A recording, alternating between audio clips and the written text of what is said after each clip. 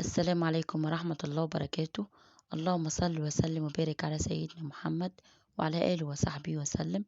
ازيكم عاملين ايه؟ يا رب تكونوا بخير.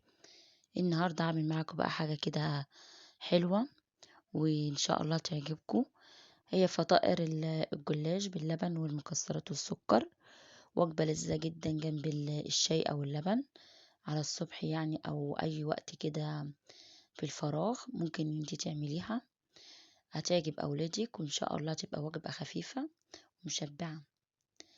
هنا بعمل بقى معاكم، بجيب هنا المكونات، هنا سكر بودر والمكسرات، وعندي هنا السمنة واللبن، والصينية المتوفرة عندك إذا كانت هي مستطيل أو مدورة فمفيش أي مشاكل، اللي متوفر عندك ممكن انت تعملي بيها.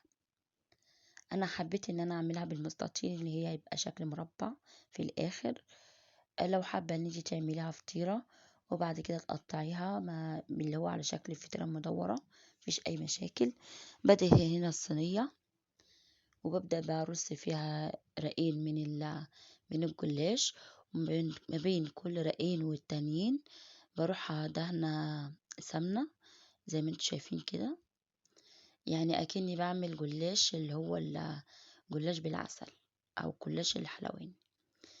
بس انا هسقيه باللبن، وان شاء الله لو جربتوا الطريقه دي هتعجبكم جدا، خصوصا ان الايام ديك في حاجه طالعه جديده اللي هي القشطوطه. كان في منها اللي هي القشطوطه برضو باللبن، اذا كانت كنافه او كيكه او جلاش، يعني فيها اشكال وانواع كتيره جدا، وده نوع منها. هنا كنت وصلت لنص الجلاش، وده كان الحشوه بتاعتها، زبيب وزبين وجوز الهند. طبعا الحاجات دي كانت متوفرة عندي، إذا كانت لفة الجلاش كانت عندي من أيام رمضان، ومكسرات برضو فايضة عندي من أيام رمضان، وبرضو عندي السكر البودر لأيام ما كنت بعمل الكعك. ف الحاجة يعني كانت متوفرة عندي، فحبيت ان انا اعمل حاجة كده ايه بسيطة جدا في نفس الوقت ان هي تشبع، او حاجة من الحلويات. هنا كنت خلاص دهنتها بالشكل دوت، وبدأت ان انا اقطعها بالسكينة بالشكل ده. انا هنا اقطعها على شكل مربعات كبيرة. لو حابين بقى ايه حسب التقطيع بتاعكم، اذا كانت الصينية مدورة او اذا كانت الصينية مستطيل، حسب الحجم اللي انت عاوزينه تقطعوه براحتكم. انا هنا بقطعها قبل ما احطها بالفرن، وطبعا درجة الفرن على حرارة 180. وممكن تعمليها على البوتاجاز من على الشعلة. ولما تاخد التقليبة من تحت أو التحميرة من تحت، تروح قلبها على الوش التاني تحمر معاكي وتبقى جاهزة. بس لو هتعمليها على الشعلة من فوق ما تقطعيش الجلاش، تسيبيه يعني ايه زي ما هو، وبعد ما تستوي تقطعيها. انا هنا كنت خلاص خلصتها وحطيتها بالفرن، وده كان شكلها بعد ما احمرت وبقت جاهزة مع الأكل. بس أنا هنا بقى هحط لها ايه، عندي اللبن. طبعا اللبن انا ما فيش اي مشاكل لو هو بارد او من التلاجة، ممكن انت تحطيه عادي، بس هو الجلاش لسه طالع من الفرن سخن.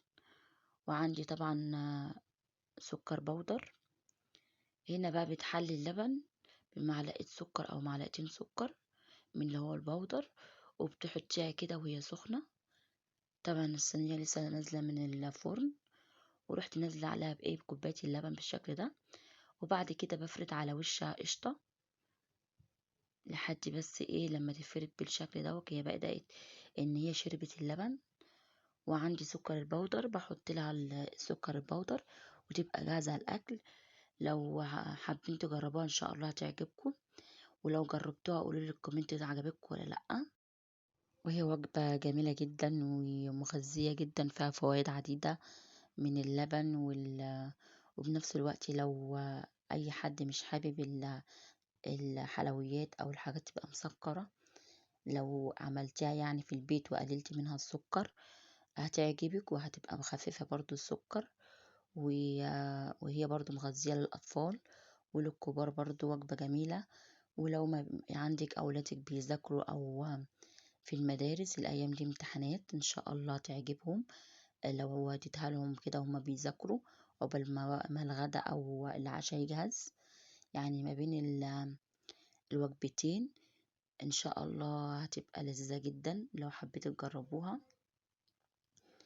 ما تنسوش بقى تدوسوا لايك، ولو انت أول مرة تشوف القناة ما تنسوش بقى تدوسي اشتراك وفعل الجرس، وقولوا لي بقى كومنت جميل كده منكم لو انتوا جربتوها عجبتكم ولا لأ.